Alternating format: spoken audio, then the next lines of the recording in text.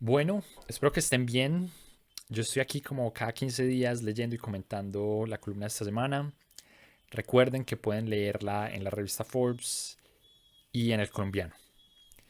La columna de esta semana se llama Los modales vuelven a ser valiosos. Hasta hace unas pocas generaciones, los modales y la etiqueta eran fundamentales en el mundo occidental. Y cuando hablo de modales y etiqueta, no quiero que piensen en cómo usar los cubiertos en la mesa. Quiero que piensen en las normas detrás de la manera en la que nos relacionamos en sociedad. Hasta comienzos del siglo XX, las interacciones sociales debían seguir formas muy específicas. El contexto en el que esto era más evidente era la relación entre hombres y mujeres. En el mundo de nuestros bisabuelos existía una detallada serie de normas que regulaba lo que un hombre podía decir y hacer al interactuar con una mujer y viceversa. Las relaciones entre personas de diferentes cohortes y clases sociales también estaban profundamente codificadas. Por ejemplo, alguien joven debía ser particularmente respetuoso con alguien mayor, debiéndose referir a él como señor, don o doctor. Un trato similar se esperaba de alguien pobre hacia alguien rico o influyente. Las desviaciones de estas formas eran interpretadas como comportamientos ofensivos. Algunos de los conflictos generados por estas desviaciones se resolvían bilateralmente, a veces a través de métodos bastante drásticos como las solicitudes de duelo. Sin embargo, el sistema, en su mayoría, estaba basado en sanciones multilaterales. La comunidad, a través de burlas, rechazos o golpizas, solía aislar y dar escarmiento a aquellos que no seguían dichos códigos. En esa medida, los modales y la etiqueta eran valiosos. Estos modales, además, se convirtieron en referentes de pertenencia de clase y herramientas de diferenciación social. La etiqueta era un arte en el que las clases altas podían educarse y a partir de cuyo dominio podían distinguirse del resto de la población.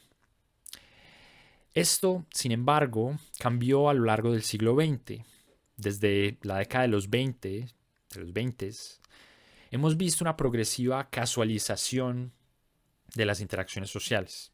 Es decir, las formas aceptables en las relaciones entre personas se fueron ampliando y flexibilizando.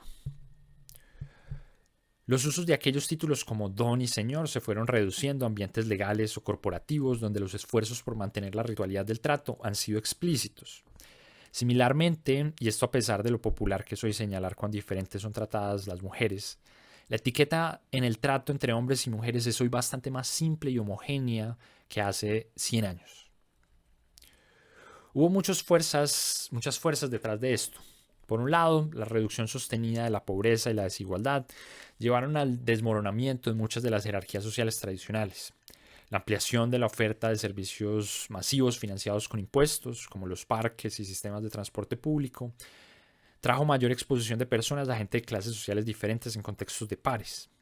El aumento de la participación laboral femenina y la expansión de la educación laica mixta multiplicó la frecuencia de interacciones entre hombres y mujeres. Y los avances tecnológicos en el sector del entretenimiento, como la expansión de la radio, el cine y la televisión, ofrecieron la posibilidad de que referentes culturales de grupos sociales por fuera de las élites se difundieran exitosamente. Todo esto llevó a sociedades más integradas, en las que los rituales de diferenciación entre grupos sociales empezaron a carecer de sentido. Algunas fuerzas adicionales siguen dirigiéndonos en la misma dirección, y aquí valdría la pena resaltar el rol de las aplicaciones de citas, las cuales facilitan la construcción de lazos cercanos entre personas de círculos sociales distantes. Sin embargo, la mayoría de aquellas fuerzas que nos llevaron a una sociedad más integrada se han agotado. La desigualdad en el mundo desarrollado ha aumentado en las últimas 2 décadas, mientras la movilidad social se ha estancado, al igual que la participación femenina dentro de la fuerza de trabajo y la población estudiantil. Más preocupante aún es que algunas nuevas fuerzas parecen dirigirnos hacia más segregación.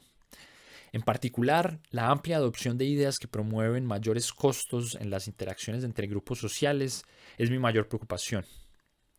Hoy nuevamente debe ser uno particularmente cuidadoso con la forma en la que se dirige a personas de comunidades diferentes a la propia.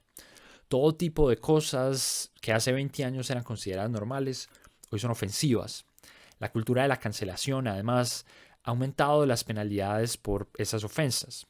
Pronunciar mal el nombre de alguien, usar los pronombres equivocados u ofrecer un halago no solicitado pueden generar escándalos con el potencial de destruir la vida de cualquier persona.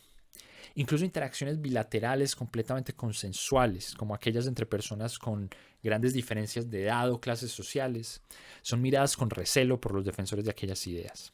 Tal como en la época de nuestros abuelos, muchos quieren hoy que las relaciones entre las personas sean estrictamente vigiladas por el resto de la sociedad. Con esto no estoy cuestionando las razones detrás de la promoción de estos nuevos códigos. Muchos de ellos son esfuerzos por eliminar prácticas estructurales de abuso de poder y discriminación. Por supuesto que esto es positivo. Sin embargo, es importante reconocer que con ellos surgen nuevas barreras a la interacción social, las cuales, además de amenazar las libertades individuales, también traen el germen mismo de la discriminación. Al igual que con los modales y la etiqueta de nuestros bisabuelos, los códigos que promueve el wokismo son hoy usados para distinguir a aquellos bien educados de quienes no lo son. Las élites y su educación logran nuevamente separarse de las masas y sus burdas prácticas. Entonces, yo espero que con esto sea claro mi antipatía hacia una serie de ideas que, aunque seguramente tienen muchos méritos y yo los reconozco,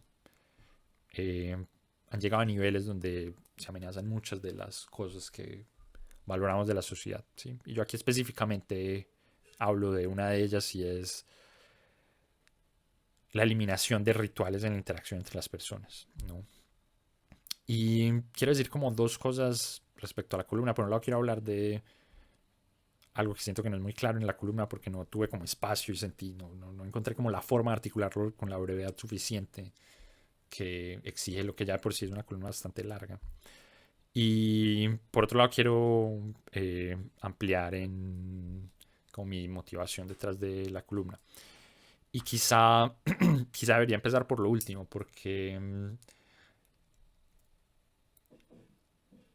de estas ideas que escribo asociadas a la cultura de la cancelación y el wokismo como más ampliamente entendido, más allá de que me generen como antipatía, eh, tengo que agradecerles, digamos, como porque me han ayudado a entender muchas cosas del funcionamiento de la sociedad e incluso como del comportamiento humano que siento que ignoraba y que creo que gracias a ellas uno puede entender mucho mejor. Y una de ellas es la existencia de los modales y la etiqueta, ¿no? A mí siempre me ha gustado mucho la historia y me ha gustado como los géneros literarios de historia, ¿no? El cine de época y ¿no? las novelas históricas, etcétera.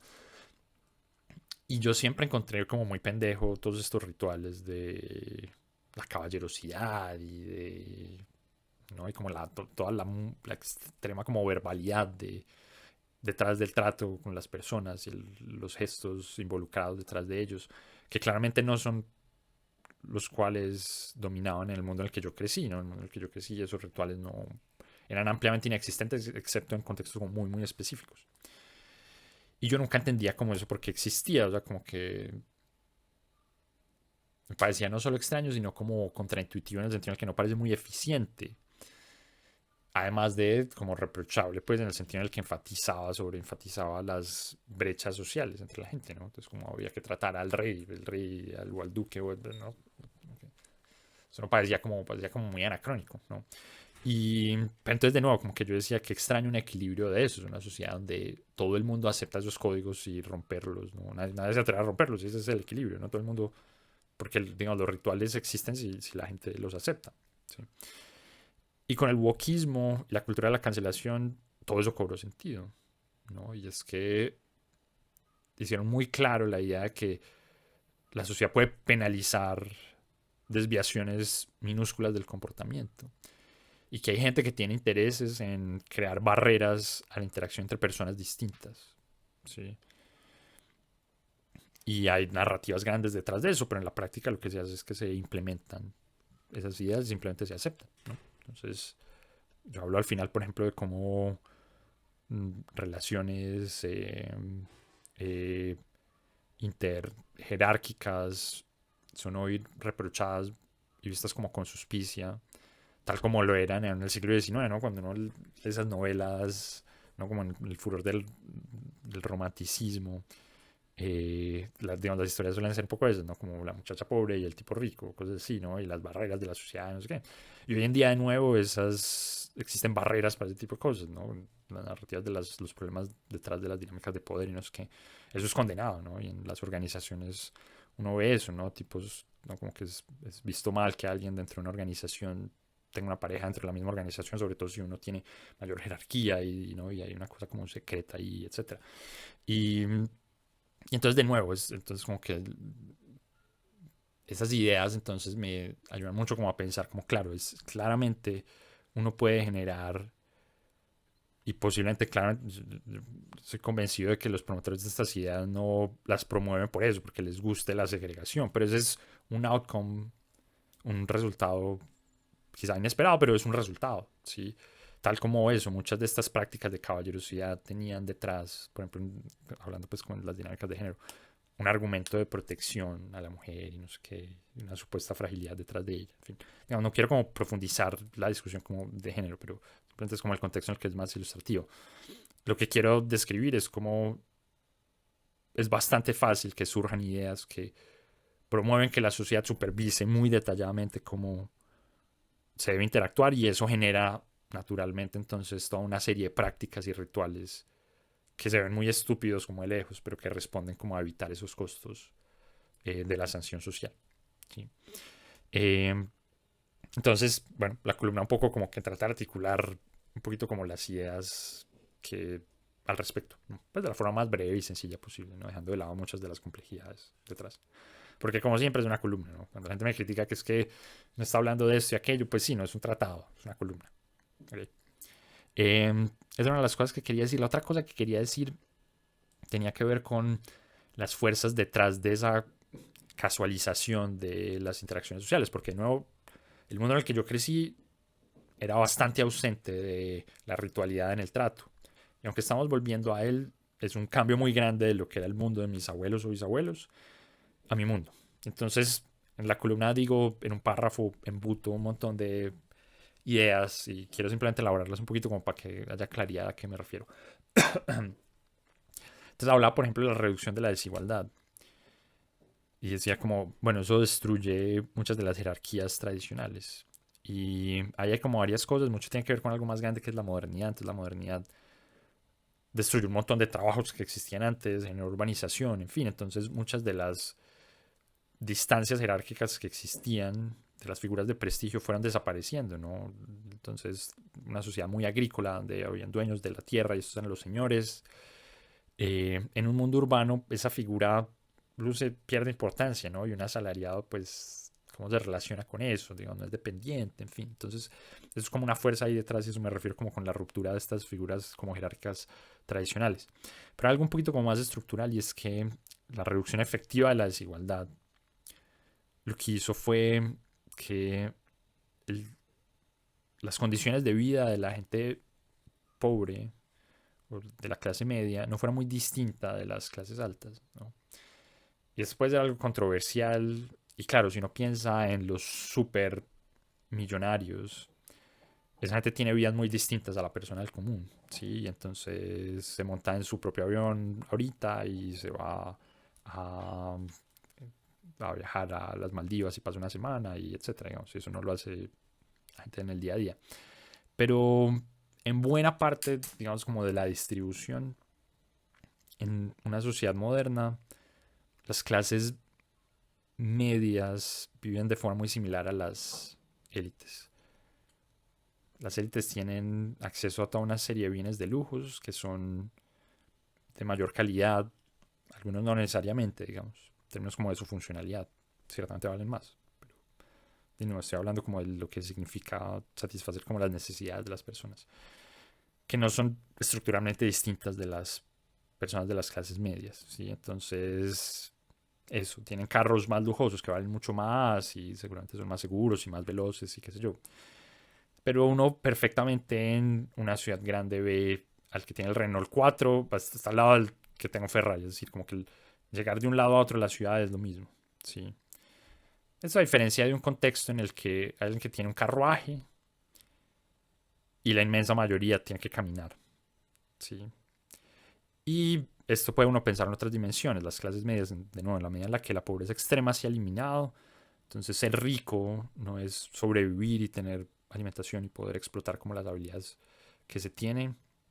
Esas son cosas que ahora la clase media accede, incluso clases medias bajas. La gente puede ir a estudiar, eh, tiene comida en la mesa, etc. De nuevo, no estamos hablando de contextos donde pobreza extrema existe y demás, ¿cierto? Estamos hablando del mundo occidental fundamentalmente, sociedades relativamente ricas. Y entonces en ese contexto nuevo, esas brechas, las jerarquías sociales, digamos, no se desvanecen. Entonces, en efecto, la gente que... El prestigio sigue existiendo. Hay distintas figuras que capturan ese prestigio y ahora están en Instagram y están en ir al club tal de noche y eso no puede ir todo el mundo, sino que tiene que conocer como las personas correctas. O sea, como que la jerarquización social existe. Pero la materialidad detrás de eso es diferente. Digamos, como que esas brechas son diferentes y si algo por eso quizá uno ve que las élites tienen símbolos cada vez de distinción menos materiales, ¿no? Están más asociados con ir a estudiar a lugares específicos o con vainas asociadas a la espiritualidad y cosas de ese estilo, ¿no? Más simbólicas, a elementos de experiencia y cosas así, ¿cierto?